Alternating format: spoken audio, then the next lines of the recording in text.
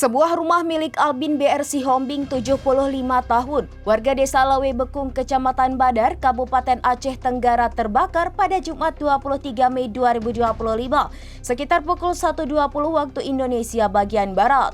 Dalam musibah tersebut, pemilik rumah dilaporkan meninggal dunia.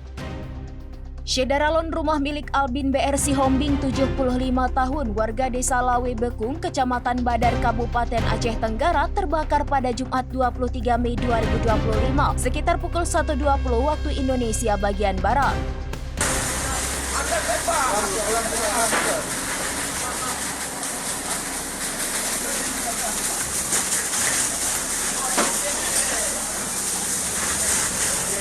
Dalam musibah tersebut, pemilik rumah dilaporkan meninggal dunia.